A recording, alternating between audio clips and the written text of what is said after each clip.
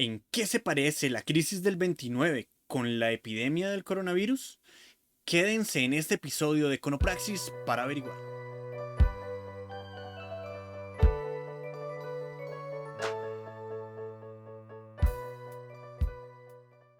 En el año 1929, durante el gobierno de Herbert Hoover, ocurriría la crisis más grande que ha golpeado al capitalismo, y en Estados Unidos se concentraría su mayor impacto. Herbert Hoover, como lo dije bien, era el presidente por ese entonces, y su relevo iba a ser Franklin Delano Roosevelt. Herbert Hoover recibió el país con un desempleo del 3%. Él decía que iba a erradicar completamente el desempleo y llegó a tasas del 30%. Fue un periodo totalmente desastroso y Roosevelt no tenía un trabajo fácil. Gracias a esto, tuvo que buscar ayuda en algunos de los intelectuales más importantes de la época, y entre estos se encontraba John Maynard Keynes, un hombre que en una carta escrita en las vísperas de Navidad en el año 1933 le daría tres consejos muy importantes que serían el eje fundamental de la teoría keynesiana de aquí en adelante. Recordemos que la teoría keynesiana rompe el paradigma liberal y salva en ese momento el capitalismo. Y aunque en ese momento del tiempo se muestra como una gran solución a todos los problemas, con el tiempo veríamos que no es precisamente cierto, pero estos tres consejos siguen teniendo tal validez que actualmente con la crisis del coronavirus se han retomado y tuvimos que echar mano a las herramientas que fueron heredadas hacia nosotros por Keynes para intentar mitigar el impacto tan grande que ha traído en la economía esta pandemia. Consejo número uno. Lo primero que le dice Keynes a Roosevelt en esa carta es: hay que controlar el tipo de cambio.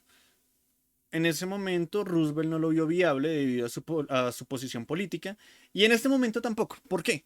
Tenemos economías muy pequeñas y manipular el tipo de cambio termina siendo altamente costoso con un impacto en las reservas internacionales, lo cual nos dejaría sin campo de maniobra en caso de que haya algún otro evento que nos obligue a utilizarlas.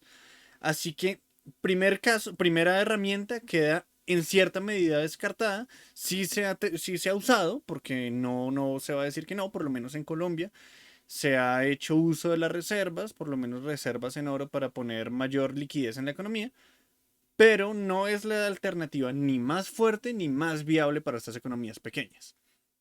Consejo número 2. Keynes le dice a Roosevelt que debe bajar las tasas de interés. ¿Por qué? Porque al bajar las tasas de interés las personas van a poder adquirir créditos, ya sean para consumo, que van a terminar activando la economía en cierta medida, porque la gente va a poder comprar, y para poder comprar algo necesitamos a alguien que lo venda, y si alguien va a vender pues tiene que producirlo primero, y para que se produzca tiene que haber empleados, y estos empleados también van a poder adquirir algunos bienes. Así que tener mejores o bueno, más bajas tasas de interés va a permitir el acceso a este tipo de bienes. Así que muchas personas van a poder participar de la economía, lo que conlleva a un crecimiento. Sin embargo, le dice a Roosevelt también en la misma carta que este es un proceso largo, es demorado. Y si no tenemos todo el tiempo para solucionar la crisis, como es lo que ha pasado actualmente, decimos, bueno, eso es una medida viable, pero ¿cuánto se demora? ¿Se demora mucho? Si se demora mucho, entonces tenemos que buscar una alternativa más rápida. El proceso de bajar las tasas de interés tiene un impacto económico, pero para algunos países puede tardar entre 6 meses a 2 años, lo cual no nos permite solucionar los problemas inmediatamente, que es la idea de mitigar el impacto de la crisis. Y así entra la herramienta más poderosa, por la cual se ha conocido al keynesianismo desde su fundación. Esta herramienta es la activación del gasto público. Consejo número 3. La activación del gasto público consiste en que el gobierno se meta la mano al bolsillo y empiece a gastar. ¿En qué tiene que gastar? En un sector que sea dinamizador de la economía. Keynes le plantea a Roosevelt que un sector posible puede ser la creación de trenes o de vías férreas. ¿Por qué? Porque muchas personas van a encontrar un trabajo allí y esas personas van a empezar a consumir. También porque al terminar las obras va a haber un nuevo sistema de comercio que va a interconectar algunas zonas. Y por otro lado, se van a crear centros residenciales cercanos a las vías del tren que también van a ser comerciales y esto va a permitir un crecimiento en por lo menos mediano plazo. Esto es algo positivo.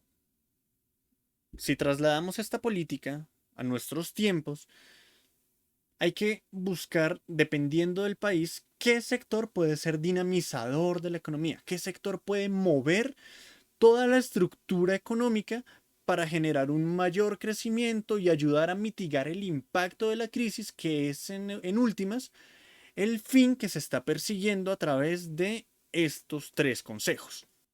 ¿Cuál es el ideal?